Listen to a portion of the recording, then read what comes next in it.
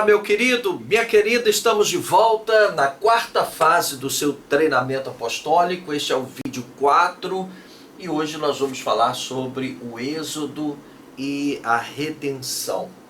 É muito importante que você realmente tenha um entendimento da história bíblica como um todo. E este é o nosso propósito. Claro que nós não teremos oportunidade neste primeiro momento de descer a detalhes, mas é muito importante que você tenha uma noção exata do que é a Bíblia como um todo, né? E nós estamos avançando a cada vídeo, descobrindo um pouco mais desse livro incrível que tem transformado a vida de milhões de pessoas no mundo inteiro.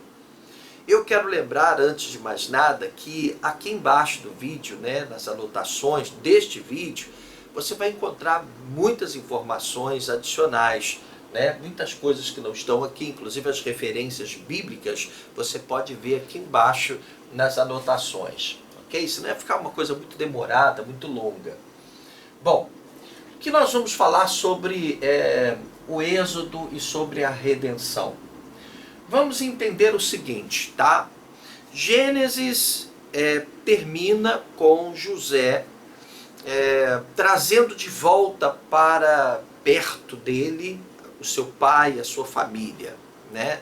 Nós sabemos que José foi vendido para o Egito, chegou lá no Egito como escravo e cresceu lá, e por causa da bênção de Deus que havia sobre ele, ele acabou se tornando o segundo homem mais importante na terra do Egito. E depois, quando houve aquele período de fome, de escassez de alimento, de chuva, de água, né, lá na terra de Canaã, os irmãos de José foram até o Egito, porque lá no Egito, aliás, por causa do trabalho de José, lá havia provisões.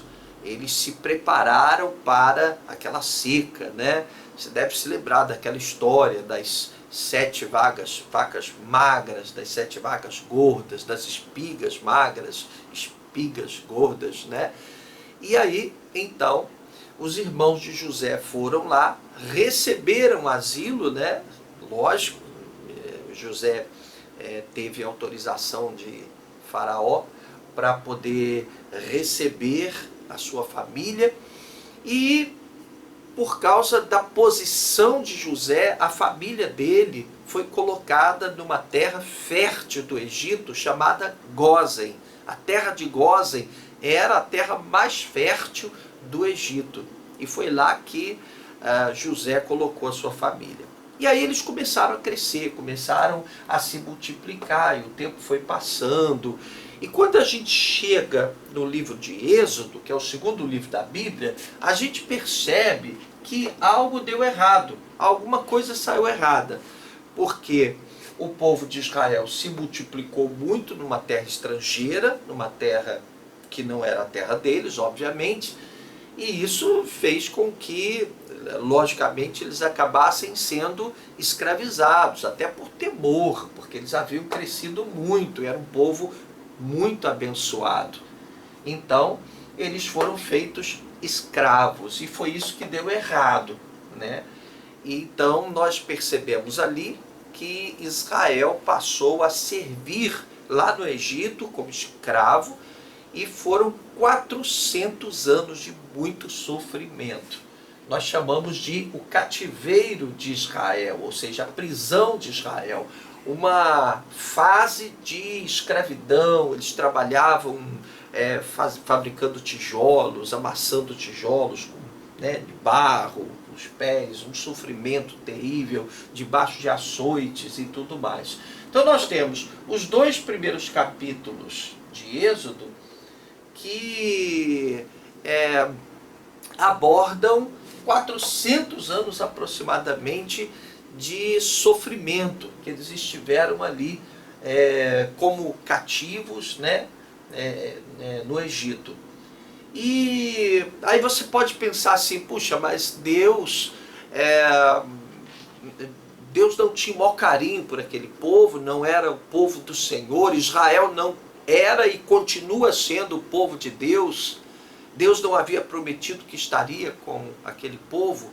Sim, é verdade. Mas Deus já tinha dito a Abraão que isso iria acontecer.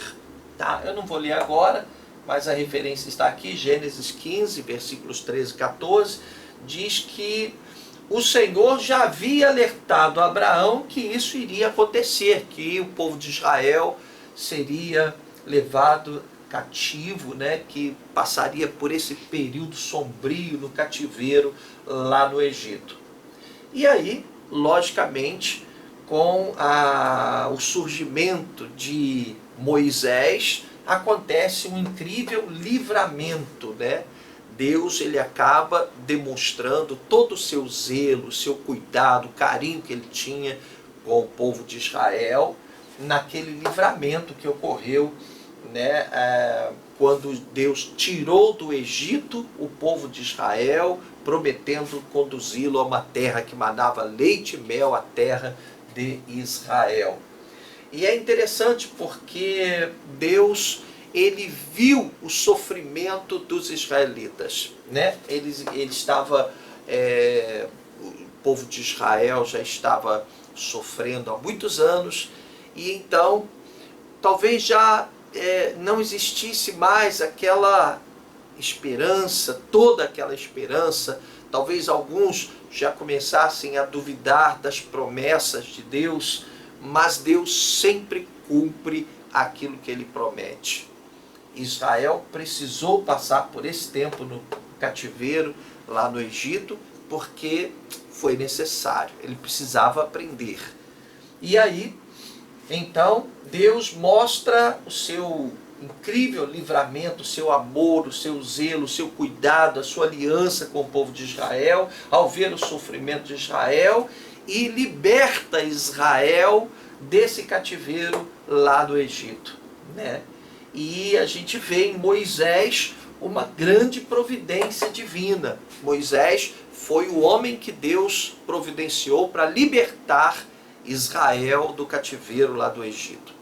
Você observa, e a Bíblia fala isso no livro de Êxodo, que Moisés, ao nascer, Faraó determinou que todas as crianças nascidas naquele período fossem mortas.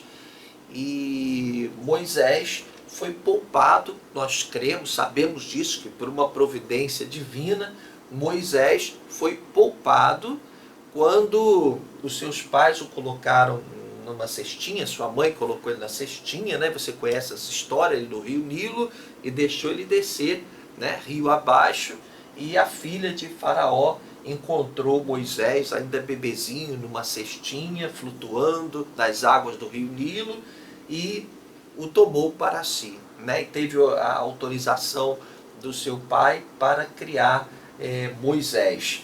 E tudo aquilo, na verdade, já era uma providência divina, porque Deus sabia que lá na frente Moisés seria divinamente usado para libertar os israelitas das mãos dos egípcios. Tá? Pois bem, então de repente Israel ele sai do Egito, né? Ele tem um encontro com o Senhor, né, num lugar, no Monte Horebe, no Monte Sinai. Nesse momento ele está sozinho, né, ele sai do Egito, ele vai lá sozinho, ele tem um encontro com o Senhor, acontece algo tremendo ali. Ele estava lá cuidando do rebanho, e de repente ele vê algo estranho. Era uma sarça que ardia em fogo, mas que não se consumia. E ali então acontece um grande encontro com o Eu Sou, né? Aqui, ó, encontro com o grande Eu Sou. Você já deve ter ouvido falar, já deve ter lido na Bíblia, né? Deus se revela, se manifesta numa sarça. Eu tenho viajado muito lá para Israel, vocês sabem disso. E a sarça é uma árvorezinha, um arbusto bonito, né? Que dá no deserto, com bastante... É bastante frequente, a gente vê sarça lá para todo lado. E essa sarça em especial ardia em fogo, mas não se consumia. E aí chamou a atenção de Moisés. Moisés disse, não, eu vou lá, vou ver o que está acontecendo. Quando ele chega lá, Deus é que estava presente naquela sarça, né? E aí Moisés, ele faz duas perguntas muito profundas, muito filosóficas, inclusive, para Deus. Ele pergunta, quem eu sou, né? E quem és tu? Interessante. Quando ele diz quem eu sou, ele mesmo responde, olha, eu sou um pastor gaguejante, pastor de ovelhas.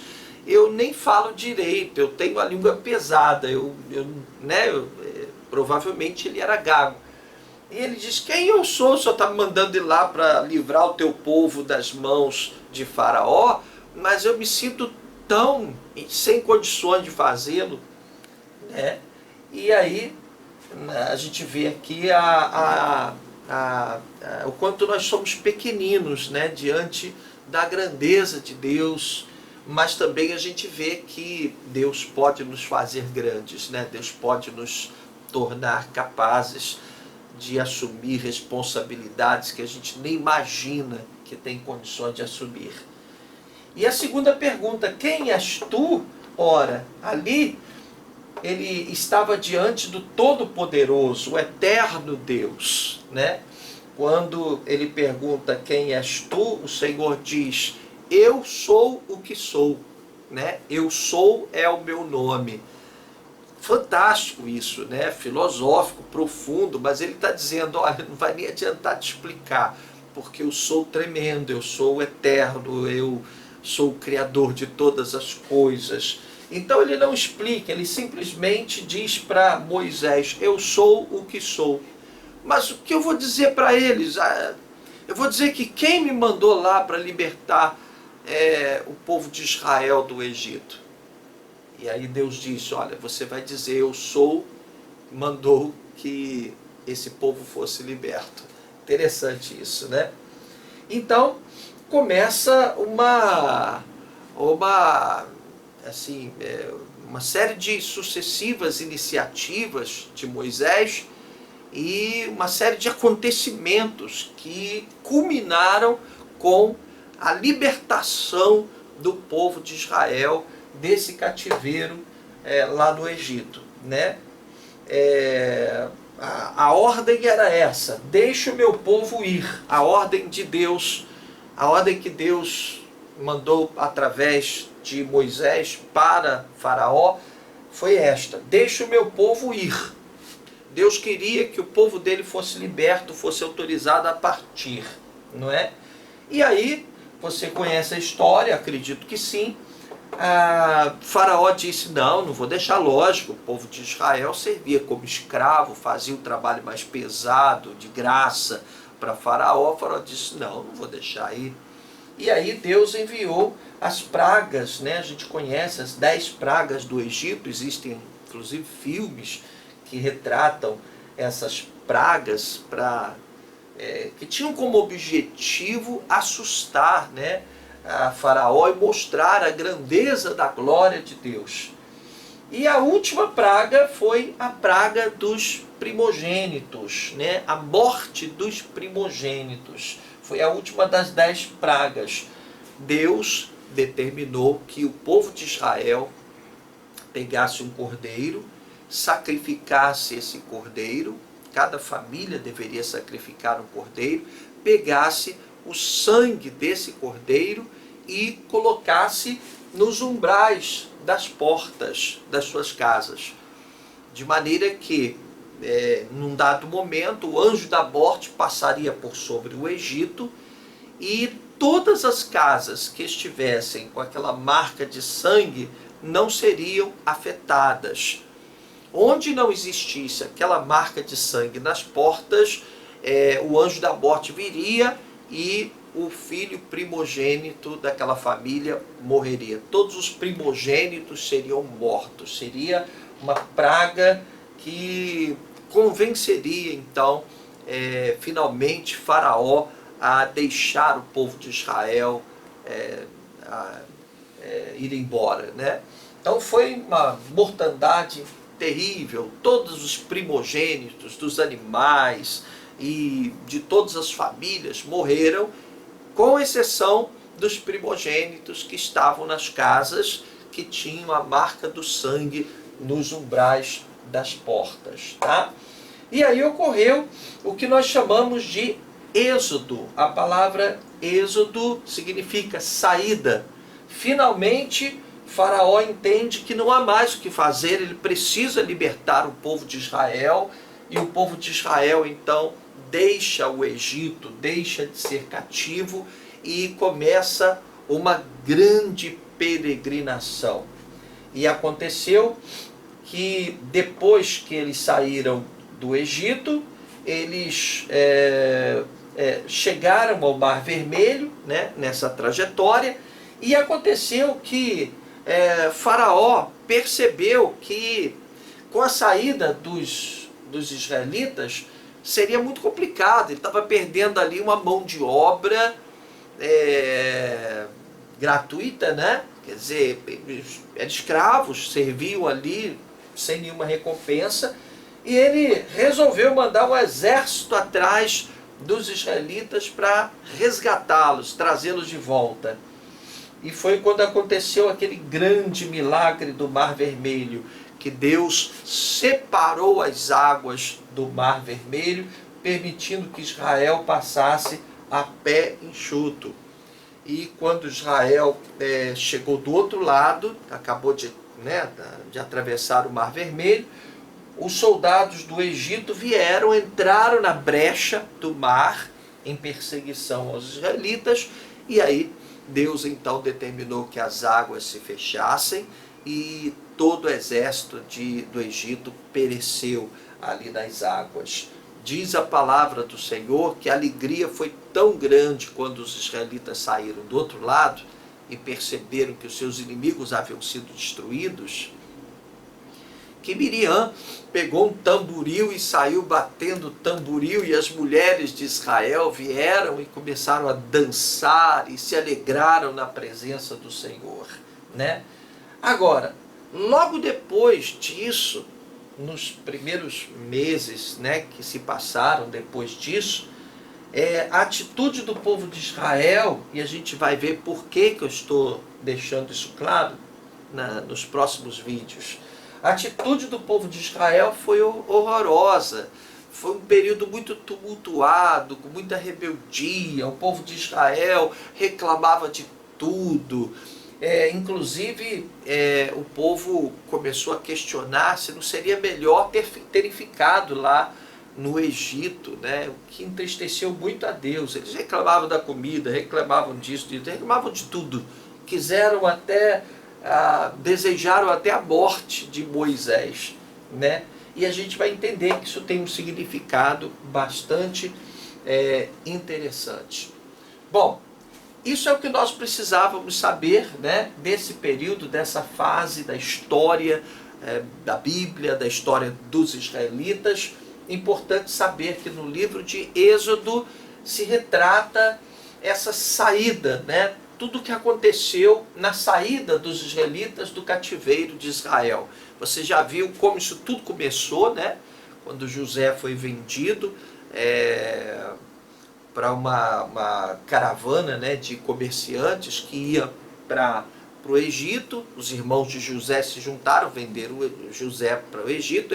José chegou lá e, por causa da bênção de Deus que havia sobre ele, acabou se tornando o segundo homem mais importante da terra do Egito. Ele leva a família dele para lá, né? No momento de seca, não tinha comida, não tinha água em lugar nenhum, a família vai pedir asilo, e aí quem está lá para receber a família? O próprio José, né? José entende que ele foi colocado ali exatamente para que nessa hora pudesse salvar a sua família. Ele põe a sua família no Egito, na melhor terra do Egito. O povo começa a crescer e aí começa a despertar, né, inveja ou preocupação lá no Egito.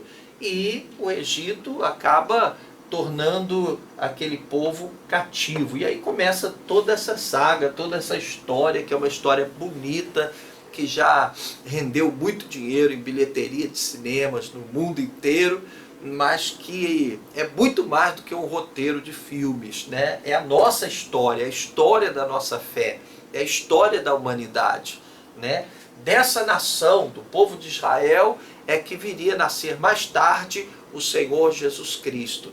Então nós temos a aliança que Deus fez com Abraão, aí depois Deus fez aliança com Isaac, Jacó, e aí agora Deus olha para Israel, vê o sofrimento do seu povo, dos descendentes de Abraão, e decide então entrar com livramento, demonstrando a grandeza da sua misericórdia e do seu amor para com os israelitas, né?